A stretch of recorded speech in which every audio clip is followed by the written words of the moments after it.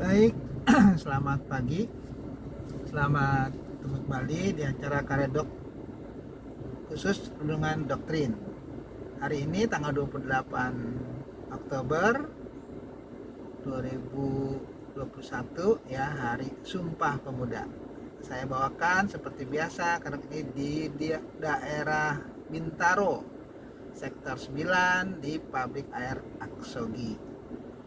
Kita akan baca firman Tuhan dari Kejadian pasal 32 ayat 22 sampai 32. Di sini judulnya Pergumulan Yakub dengan Allah. Pada malam itu Yakub bangun dan ia membawa kedua istrinya, kedua budaknya perempuan dan ke-11 anaknya, dan menyeberang di tempat penyeberangan sungai Yabok. Sesudah ia menyeberangkan mereka, ia menyeberangkan juga segala miliknya. Lalu tinggallah Yakub seorang diri dan seorang laki-laki bergulat dengan dia sampai fajar menyingsing.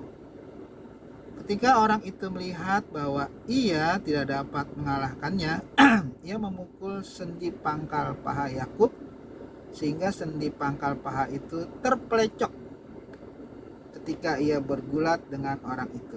Lalu kata orang itu, "Biarkanlah aku pergi karena fajar telah menyingsing." Sahut Yakub, "Aku tidak akan membiarkan engkau pergi jika engkau tidak memberkati aku." Bertanyalah orang itu kepadanya, "Siapakah namamu?" Sahutnya, "Yakub."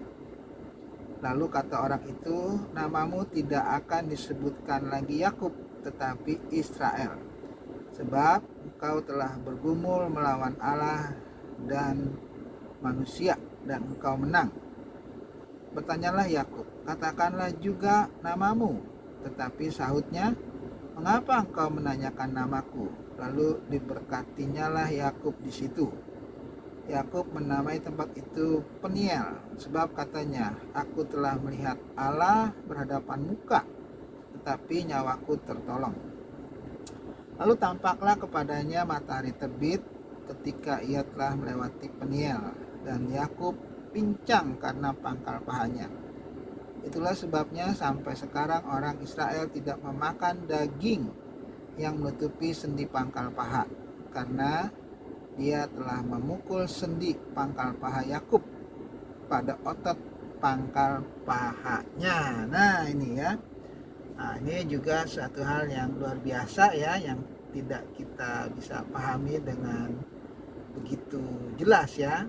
Jadi ketika Yakub sudah melakukan semua rencana untuk menarik Esau supaya tidak dendam, dan sekarang dia mengurusi keluarganya, dikatakan bahwa Yakub membawa istrinya ya, gundiknya, anaknya ya, untuk menyeberangi itu sungai Yabok dikatakan, dan juga segala miliknya diseberangi ya, masuk ke tanah Kanaan. Nah, tinggallah Yakub sendiri dan dikatakan bahwa di situ ayat 24 ya, lalu tinggallah Yakub seorang diri dan seorang laki-laki bergulat dengan dia sampai fajar menyingsing. Jadi ada seorang laki-laki, jelas ya, ini seorang laki-laki bergulat dengan Yakub sampai fajar menyingsing. Jadi dia berkelahi lah itu ya. Nah, kemudian orang itu melihat bahwa ia tidak dapat mengalahkannya. Kemudian ia memukul sendi pangkal paha Yakub sehingga sendi pangkal paha itu terpelecok ketika ia bergulat dengan orang itu. Jadi sendi pangkal pahanya itu rupanya keseleo ya, karena dipukul oleh laki-laki tersebut. Jadi Yakub mengalami sakit ya, keseleo di sendi pangkal pahanya. Dan dikatakan bahwa lalu kata orang itu, "Biarkanlah aku pergi karena fajar telah menyingsing." Sahut Yakub, "Aku tidak akan membiarkan engkau pergi jika engkau tidak memberkati aku." Jadi Yakub sendiri yang merasa bahwa orang ini memiliki sesuatu yang lebih daripada Yakub. Kenapa? Karena Yakub minta diberkati dari orang tersebut. Berarti Yakub menganggap orang ini istimewa ya, sampai dia minta diberkati. Kemudian Orang itu tanya, siapakah namamu? Yakub. Nah, lalu kata orang itu, namamu tidak Yakub lagi. Namamu akan disebut Israel ya, atau tentara Allah, sebab engkau telah bergumul melawan Allah dan manusia dan engkau menang ya. Jadi menurut orang ini, Yakub itu namanya diganti dari Yakub menjadi Israel, dan dia mengatakan Yakub sudah bergumul dengan Allah dan manusia dan menang maksudnya.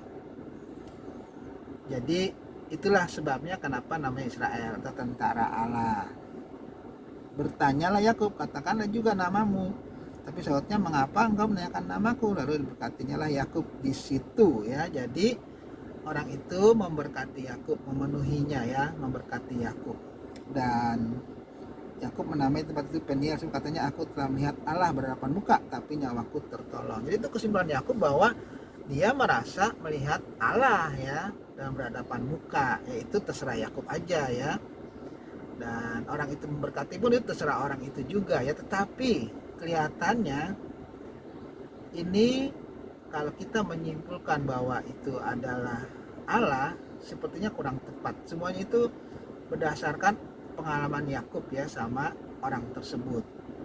Yakub minta berkat ya, orang itu berkati. Yakub kesimpulan bahwa orang itu dia katakan melihat Allah, yaitu serah Yakub juga ya, itu kan pendapat dia sendiri. Nah kemudian lalu tampaklah kepadanya matahari terbit ketika ia telah melewati Peniel, dan Yakub pincang karena pangkal pahanya itu. Jadi dia pincang ya karena keseleo itu ya, kalau istilahnya terpelecok itu. Itulah sebabnya sampai sekarang orang Israel tidak memakan daging yang menutupi sendi pangkal paha, karena dia telah memukul sendi pangkal paha Yakub pada otot pangkal pahanya ya. Nah jadi dari kisah ini yang jelas Yakub bergumul ya dengan seorang laki-laki, dan dari orang tersebut Yakub mendapatkan hadiah itu ya, pangkal pahanya keseleo itu. Kemudian orang itu ingin pergi, tapi Yakub minta nggak bisa, harus berkati dia dulu itu ya. Dan orang itu memberkati Yakub, dan orang itu mengatakan bahwa Yakub menang karena bergumul dengan Allah dan manusia. Kemudian pendapat Yakub bahwa orang tersebut adalah Allah, karena dia katakan aku telah melihat Allah berhadapan muka. Itu ya. Jadi memang kalau kita lihat kadang-kadang Allah Yehova itu hadir di dalam nama itu yang menyerupai seorang laki-laki ya. Dan kalau sama Abraham dulu Allah itu datang ya sebagai pengembara, pendatang. Juga dia bertemu dengan Melkisedek dan segala macam. Nah, tetapi di sini kita juga nggak tahu apakah betul yang dikatakan Yakub bahwa dia sudah bergumul dengan Allah dan dia menang ya. Tetapi yang jelas bahwa memang Allah suka hadir seperti itu ya di dalam Perjanjian Lama dalam bentuk manusia ya. Tetapi memang kita percaya bahwa Yesus juga Allah ya, dan dia memang sudah ada sebelum lahir di Bethlehem. Jadi ada juga yang berpendapat bahwa ini adalah Tuhan Yesus yang hadir di dalam Perjanjian Lama ya, atau Kristofani istilahnya ya. Jadi seperti itu. Yang jelas ya, apakah Allah itu yang bergubernur ataupun bukan, yang jelas Yakub memang mendapat berkat dari orang tersebut ya, dan namanya diganti dari Yakub menjadi Israel ya. Dan kalau soal memberkati ya, sebelum Yakub berangkat ke rumah Laban pun Tuhan sudah janji ya, tetap dia akan memberkati Yakub ya, karena berkat itu berlangsung terus. Yang penting dari peristiwa ini adalah bahwa Yakub tetap mengandalkan Tuhan ya. Apapun yang dia alami, apapun yang Yakub mengalami peristiwa apa saja, selalu ya dia berfokus kepada Tuhan ya, penyertaan Tuhan. Dia sudah begitu menyiapkan segala macam untuk membuat Esau supaya luluh hatinya, tidak dendam, tapi pada akhirnya tetap dia bersandar kepada Tuhan. Dia mau Tuhan yang menolong dia, Tuhan yang memberkati dia. Nah, jadi contoh seperti inilah yang harus kita tiru, bahwa apapun yang kita alami, masalah, baik itu masalah berat, ringan, kita udah berusaha dengan sekuat tenaga, tapi jangan lupa hasil akhirnya adalah harus itu kita serahkan kepada Tuhan ya. Jadi Yakub tidak diam saja dengan masalahnya ya, dia berusaha, tetapi segala usaha yang dia lakukan itu yang terbaik. Tetap pada akhirnya dia sadar bahwa yang akan menolong dia adalah Tuhan sendiri ya, bukan usaha dia semata-mata, tapi karena memang Tuhan yang menentukan. Dia udah berusaha dengan baik, kalau Tuhan tidak mau menolong ya nggak bisa juga tertolong. Tapi Yakub sadar bahwa Tuhan yang akan menolong dia. Nah itu dengan kita ya, kita kalau ada masalah bukan disuruh diam ya, usahakan, berusaha kita misalnya, tetapi ingat hasil akhir harus kita serahkan kepada Tuhan agar Tuhan memberkati kita ya, menolong kita dari setiap masalah yang kita hadapi, karena Tuhanlah yang akan membuat kita itu berhasil di dalam setiap langkah kehidupan kita ya. Baik, itu aja karedoknya. Sampai jumpa di karedok yang akan datang. Selamat pagi.